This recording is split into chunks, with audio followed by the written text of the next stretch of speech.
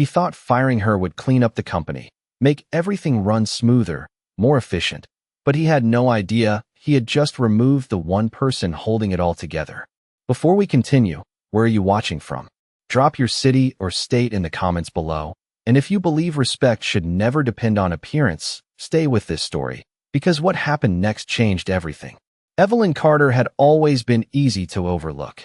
At 38, she dressed simply, neutral tones, flat shoes, nothing that demanded attention, the kind of presence that blended into the background of a polished corporate office where sharp suits and louder voices dominated every meeting room.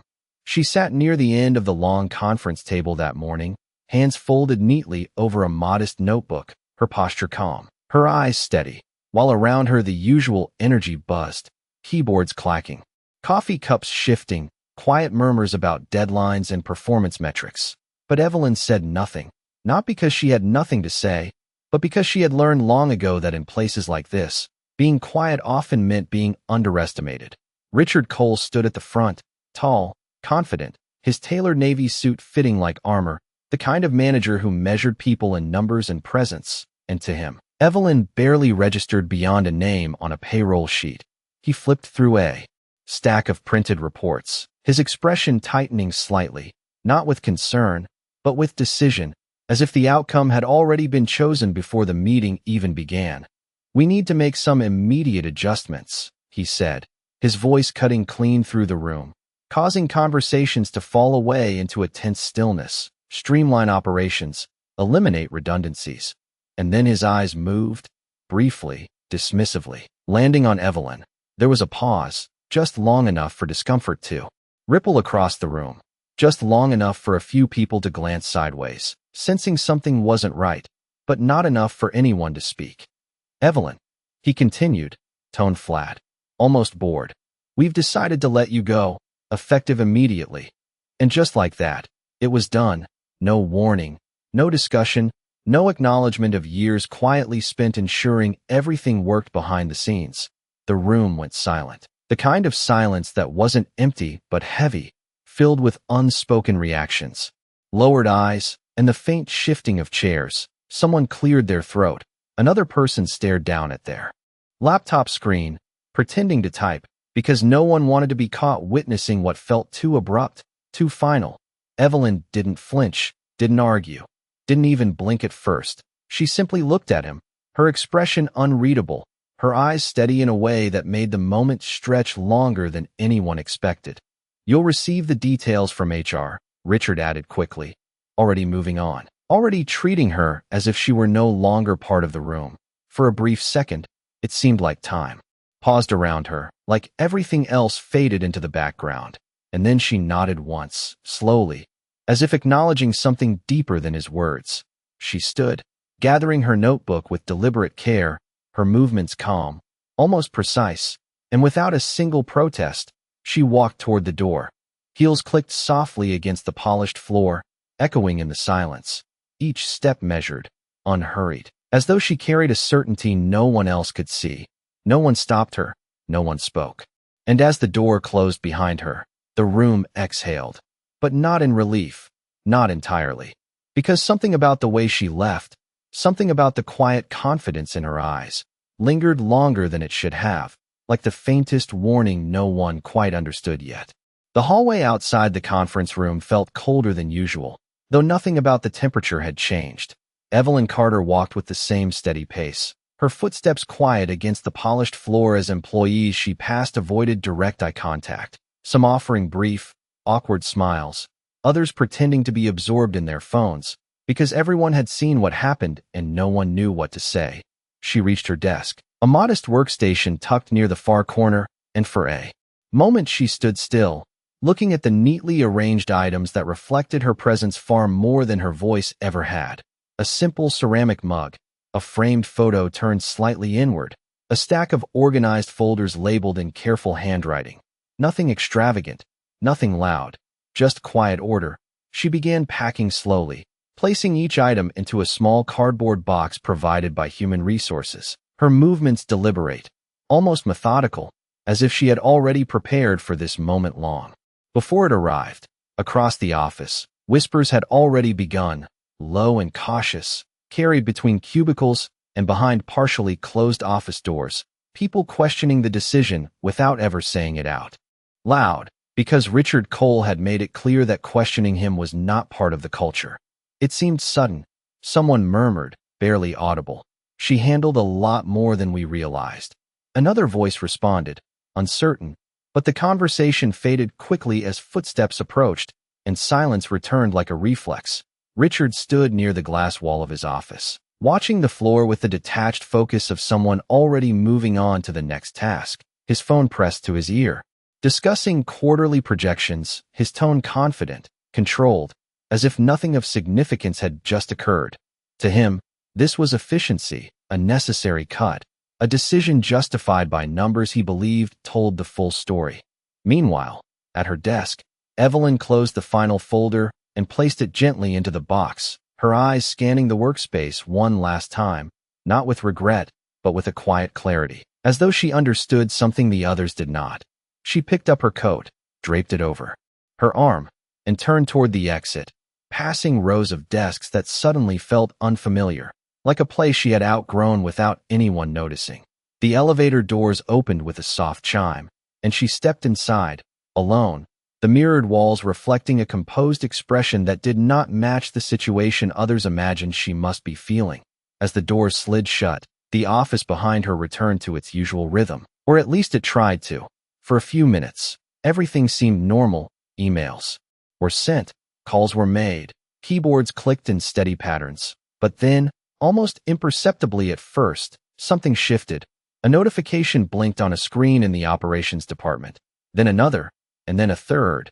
Small warnings that most people would ignore under normal circumstances, but these did not go away. Files that had always been accessible suddenly failed to load. Shared drives returned error messages that no one had seen before, and a project manager frowned as she refreshed her screen again and again, expecting the system to correct itself. It did not. "That is strange," someone said, louder this time, drawing attention, and within seconds, more voices joined in, confusion spreading in quiet waves across the office. Richard ended his call, irritation flickering across his face as he stepped out of his office, sensing disruption where there should have been control. "What is going on?" he asked sharply, and for the first time that morning, no one had a clear answer. Across multiple departments, processes that had run smoothly for years were beginning to falter, connections timing out, access denied, messages appearing where they never had before, and beneath the surface of it all, a single realization was inching closer, not yet spoken, but already forming in the uneasy silence. The system was not just malfunctioning. It was unraveling, piece by piece, in a way that felt far too precise to be random. The tension in the office thickened with every passing second as screens continued to flicker with errors that no one could immediately explain, and what had started as a minor inconvenience was quickly becoming something far more serious. Project timelines displayed in bold on digital dashboards began turning red one by one, automated reports failed to generate, and client portals that had always run seamlessly suddenly displayed blank pages, as if entire sections of the system had simply vanished. "Try restarting the server," someone suggested, voice tight with urgency. But the usual quick fixes produced nothing except more error messages, more confusion, and a growing sense that something fundamental had been lost. Richard Cole stood at the center of it all now, no longer composed, his jaw tightening as he moved from one workstation to another, demanding answers that no one could give. His earlier confidence replaced by a sharp impatience that echoed through the room. "This should not be happening," he said, louder this time, as if raising his voice might force the problem to resolve itself. But the system remained unresponsive, indifferent to authority, indifferent to urgency. Across the operations floor, a senior analyst named Daniel Brooks stared at his screen, his brow furrowed deeper with each passing moment as he navigated through layers of access points that had always been second nature to him, until he stopped, his hand hovering over the keyboard as a realization began to form. "Wait," he said quietly at first, almost to himself, but then louder, enough for others to hear. "This does not make sense. These permissions, they are not missing. They are locked." A few heads turned, drawn by the shift in his tone, And he continued, scrolling through logs that revealed patterns too precise to ignore. Everything is tied to a master protocol, he added, his voice now carrying a weight that made the room feel smaller. And it is not running. Richard stepped closer, impatience cutting through his words, then started. But Daniel did not move, did not type, because the answer was already there in front of him, blinking in quiet, undeniable truth. I cannot, he said, and for the first time, there was no hesitation in his voice, only certainty. I do not have access. The words landed heavier than any error message, heavier than any system failure, because access had never been a question before. Who does? Someone asked from across the room, and the silence that followed was different now, not confusion, but recognition slowly taking shape. Daniel swallowed, his eyes scanning the screen one last time before looking up. There is only one person who handled this level of integration, he said carefully, as if speaking the name would confirm what no one wanted to admit. The entire back-end coordination, the cross-department access, the security overrides, it was all managed through a single control structure. Richard's expression shifted, just slightly, a flicker of doubt breaking through the certainty he had carried all morning.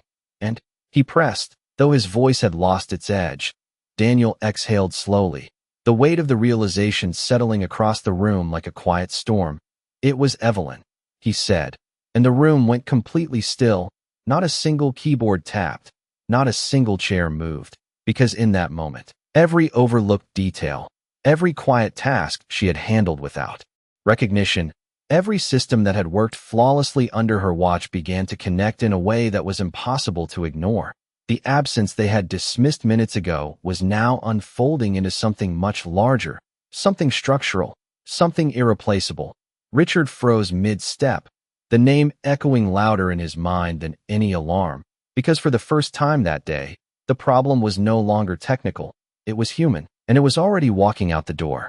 Richard Cole did not move for a full second after hearing her name, and in that brief pause the entire room seemed to hold its breath, as if everyone understood at once that the problem standing before them was no longer something that could be fixed with a command or a restart.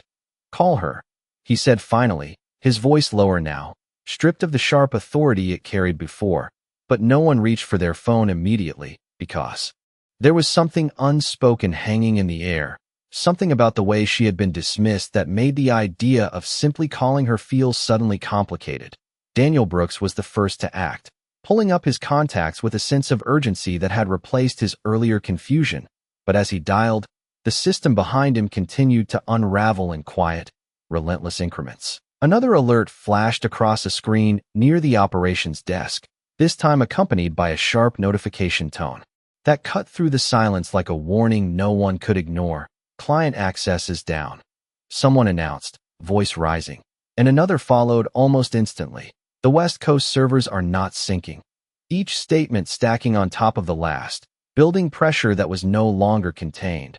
Richard ran a hand through his hair, pacing now, the polished confidence that defined him earlier replaced by something far less controlled, something closer to urgency. We cannot afford this, he muttered, though it was not clear whether he was speaking to the team or to himself. Daniel lowered his phone slowly, his expression tightening. It is going to voicemail, he said, and the words landed with more weight than expected, because voicemail meant distance, it meant time, and time was exactly what they did not have. Across the room, a junior analyst pulled up a set of archive protocols, searching for any workaround, any fragment of documentation that might offer a solution, but the deeper they looked, the clearer it became that what Evelyn had built was not just a system. It was a network of interdependencies that only she fully understood. There are no full instructions, the analyst said, frustration creeping into his voice. Just partial notes, references, shortcuts. It is like she carried the rest in her head. And that realization spread quickly, because it explained everything. Why things had always worked without question, why problems had been resolved before they could escalate, why no one had ever needed to ask how it all functioned. The answer had always been sitting quietly at the corner desk, unnoticed. Richard stopped pacing, turning toward the glass doors that led to the elevators, his mind replaying the moment she had walked out, the calm in her expression, the absence of resistance, and for the first time, Doubt gave way to something heavier, something closer to regret. "How long has she been gone?" he asked, though the answer was obvious, though the clock on the wall had been ticking steadily since that moment. "About 7 minutes," someone replied, and the number seemed to echo louder than expected, because 7 minutes was all it had taken for everything to begin falling apart. Another notification chimed. Then another, faster now, overlapping, creating a steady rhythm of disruption that filled the office with a sense of accelerating loss. Richard moved toward the elevators. Without another word, his steps no longer measured, no longer composed, because this was no longer about authority or efficiency. This was about recovery, about catching something before it slipped beyond reach. Behind him, the team watched in silence, the weight of what had just happened settling deeper with every passing second, because the truth was no longer unfolding slowly. It had arrived, clear and undeniable, and it was already too late to pretend they had not seen it. The elevator doors slid open with a soft chime, and Richard Cole stepped inside with a sense of urgency that no longer matched the composed image he had carried just minutes earlier, his reflection staring back at him from the mirrored walls, not confident now, but tense, calculating, as if trying to reverse a decision that had already set something irreversible in motion. The seconds felt heavier inside that enclosed space, each floor number lighting up too slowly, each moment stretching longer than it should have, because somewhere between the conference room and the lobby, the balance of power had shifted, and he could feel it. When the doors finally opened to the ground floor, he moved quickly, scanning the lobby with sharp, searching eyes, but Evelyn Carter was nowhere in sight. The front desk receptionist looked up, startled by his sudden presence. "Did you see Evelyn?" he asked, the question coming out faster than intended, and she hesitated, surprised not just by the question, but by the tone behind it. "She just left," she said carefully. "A couple of minutes ago. I think she headed toward the parking lot." And that was all Richard needed to hear. Outside, the late morning lights stretched across the concrete, cars lined in quiet rows under a clear sky, a scene that felt almost indifferent to the chaos unfolding upstairs. He stepped out, scanning again, and then he saw her, near the far end of the lot, walking at the same steady pace, a small box in her arms, her posture unchanged, as if nothing behind her was falling apart. For a brief moment, he slowed, something in the calm of her movement forcing him to recognize just how different their positions had become. But urgency pushed him forward again. "Evelyn," he called out, his voice carrying across the open space, and she stopped, not immediately turning, but pausing as if considering whether the moment required her attention. Then, slowly, she turned to face him, her expression composed, her eyes steady in a way that made the distance between them feel larger than it was. Richard approached, his steps quick but uneven, the words he had prepared dissolving as he got closer, replaced by the reality of what he needed to say. "There is an issue inside," he began, trying to regain control of the conversation. "The systems are down. Multiple departments cannot access their platforms, and we need your help to resolve it." But even as he spoke, the phrasing felt wrong, too formal, too detached, because this was no longer a request framed by authority. It was something else entirely. Evelyn listened without interrupting, her gaze never wavering, her silence carrying more weight than any response could have. "It is affecting our clients," he added, his voice tightening slightly. "We need to get everything back online as soon as possible." And for a moment, the only sound between them was the faint hum of distant traffic and the soft movement of air across the lot. Evelyn shifted the box slightly in her arms, not out of discomfort, but as if grounding herself in the moment. And then she spoke, her voice calm, measured, the same quiet tone that had always been easy to overlook. "I understand," she said, and the simplicity of the response hung there, unresolved, because it was not agreement, it was not commitment, it was only acknowledgement. Richard felt the gap widen, the realization settling deeper that the situation had moved beyond a simple fix, beyond a quick correction, because the authority he once held in that office no longer applied here, not in the same way. "Evelyn," he said again, this time slower, more deliberate, "we cannot fix this without you." And the words carried a truth that was finally undeniable, not just to him, but to anyone who would have heard them, because for the first time, the value of what had been dismissed was being spoken out loud. Evelyn held his gaze for a second longer, and in that silence, everything that had gone unsaid before seemed to rise to the surface, not as accusation, not as anger, but as clarity, the kind that does not need to be explained. The moment stretched, quiet and steady, as if the outcome of everything that followed rested in what she would choose to say next. Richard stood there, the weight of his own words settling heavier with each passing second, because saying, "We need you," was no longer just a statement of urgency. It was an admission, one he had never expected to make, especially not to someone he had dismissed so easily. Evelyn did not respond right away, and in that pause, something shifted again, not in the environment, but in the balance between them, because silence now belonged to her, not him. She looked at him for a moment longer, her eyes steady, not cold, not emotional, just clear in a way that left no room for misunderstanding. And then she spoke, her voice quiet but firm. "You decided I was not necessary." And the words were not accusatory, not raised, but they landed with a precision that made them impossible to deflect. Richard opened his mouth to respond, but nothing immediate came, because there was no quick justification that could undo what had already been done. Behind him, through the glass doors of the building, movement could be seen.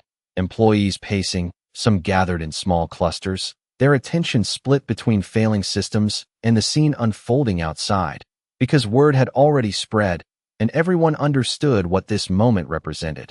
"I made a decision based on the information I had," Richard said finally, though the confidence behind the statement was gone, replaced by something more careful, more measured, as if he was choosing each word with an awareness that they carried consequences. Now, Evelyn nodded slightly, acknowledging the statement without agreeing with it, her grip adjusting on the box in her arms, not out of discomfort, but as if she was grounding herself in something tangible while everything else shifted. "The systems inside," he continued, trying again. "They are critical, and right now, we are losing control of them." And the word control seemed to echo differently now. Less like authority and more like something fragile, something already slipping. Evelyn's gaze did not waver, and for a moment, it seemed like she was weighing more than just his request, weighing the situation, the context, the pattern that had led to this exact moment. "Those systems were never designed to run without continuity," she said calmly, and her explanation carried the kind of clarity that made it obvious she had understood the risk long before anyone else noticed it. "They rely on oversight, coordination, and context, not just access." And each word added another layer to what the team inside was already beginning to realize. Richard listened, the meaning settling in deeper, because this was not just about technical failure. It was about structure, about something foundational that had been removed without understanding its role. "Then help us restore it," he said, more directly now, dropping any remaining formality, because the situation no longer allowed for it. "Whatever it takes." And there it was, the shift fully complete. Not a request framed by position, but one shaped by necessity. Evelyn's expression remained unchanged, but something in her eyes reflected a decision forming, not rushed, not pressured, but deliberate, the kind of decision that comes from understanding both sides of a moment.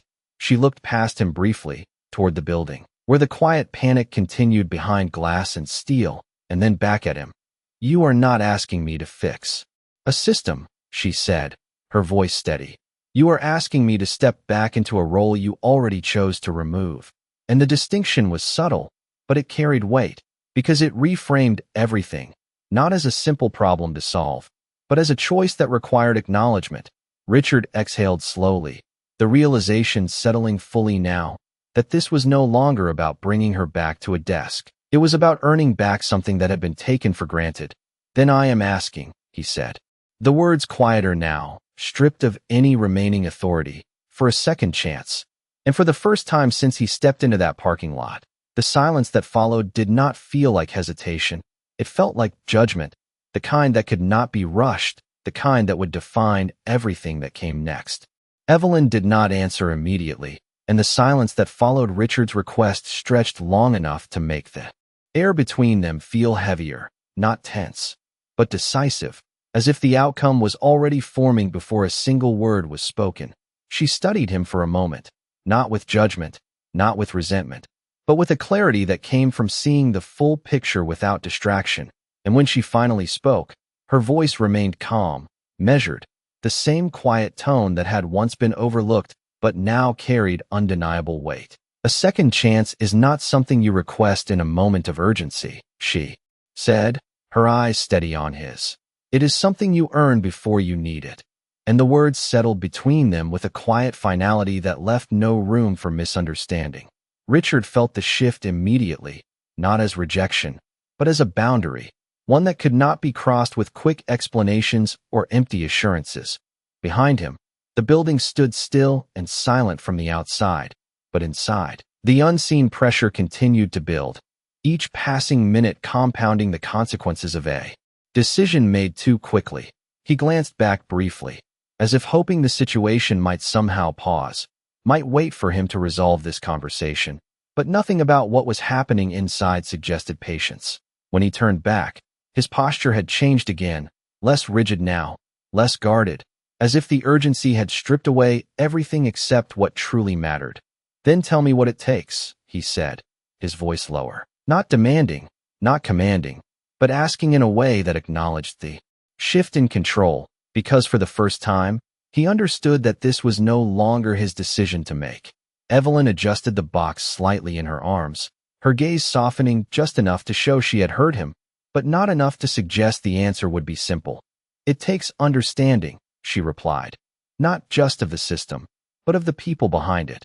And her words carried a depth that extended beyond the technical, beyond the immediate crisis, touching something foundational that had been ignored for too long.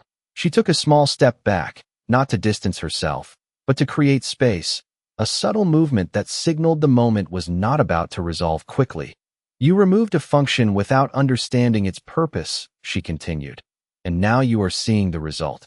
And there was no accusation in her tone, only a statement of fact, delivered with the kind of calm that made it impossible to argue against.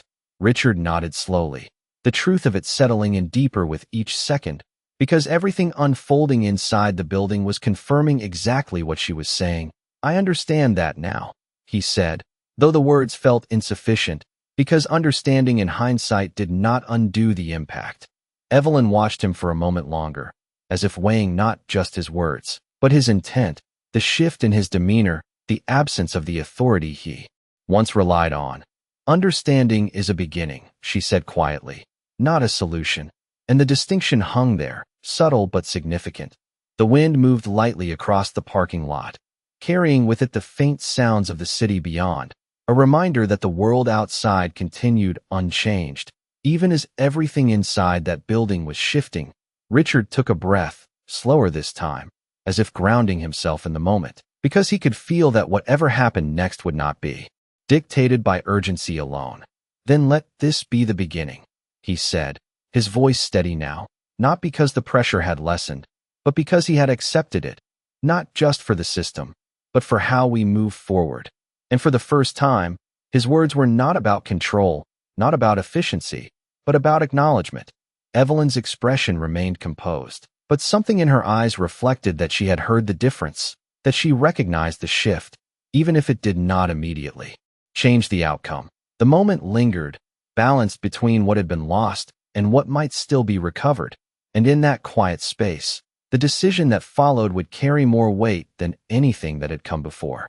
For a moment, neither of them moved, and the space between them held something fragile but undeniable, not tension, not conflict, but a quiet reckoning that could not be rushed. Evelyn looked at Richard one last time, as if measuring not just his words, but the weight behind them, and then her gaze shifted slightly past him, toward the glass building where the consequences of his decision continued to unfold in silent urgency. Inside, employees moved faster now, voices rising, not in panic, but in controlled pressure, the kind that comes when time begins to matter more than hierarchy. Evelyn exhaled slowly, not out of frustration, but as if settling on a choice that had already been forming. Beneath the surface, I will help stabilize it, she said finally, her voice even, clear, and the words landed with immediate impact, not because they solved everything, but because they changed what was possible. Richard's shoulders lowered, just slightly, relief beginning to replace the tension he had carried since stepping into the parking lot. But before he could respond, Evelyn continued, her tone unchanged. But I am not stepping back into the same structure, and that distinction held. Firm, not negotiable, not reactive, simply defined. He nodded, quickly this time, understanding that this was not a moment to argue, not a moment to push, because the situation inside left no room for pride. Whatever you need, he said, more quietly now, the words carrying sincerity that had not been present before. We will adjust. And for the first time, it sounded less like a promise and more like an acceptance. Evelyn shifted the box in her arms, then gently placed it on the hood of a nearby car, freeing her hands. A small gesture that carried meaning far beyond its simplicity, because it signaled she was choosing to engage, not out of obligation, but out of intention. She stepped past him, moving toward the entrance with the same calm, measured pace she had always carried. But now every step seemed to draw attention, not because she demanded it, but because it was finally being recognized. As the glass doors opened and she walked back into the building, the energy inside shifted almost immediately. Conversations paused, eyes turned, not out of curiosity this time, but out of awareness, because everyone understood that the person they had overlooked was now the one holding the solution. Daniel Brooks straightened as he saw her approach, a mixture of relief and respect crossing his expression. We are locked out of the core protocols, he said quickly, stepping aside without hesitation. And Evelyn nodded once, her focus already narrowing on the systems in front of her. She moved through the space with quiet precision, not rushing, not reacting to the urgency around her, but moving with the kind of control that comes from complete understanding. She reached a terminal, her fingers resting briefly above the keyboard, and in that split second, the room seemed to hold its breath again, not in doubt, but in anticipation. Then she began, her movements deliberate, exact, navigating layers of access and control that others had only glimpsed, each command restoring a fragment of what had been lost. One screen refreshed, then another, error messages disappearing one by one, replaced by stable connections, active processes, systems coming back to life in a sequence that felt almost orchestrated.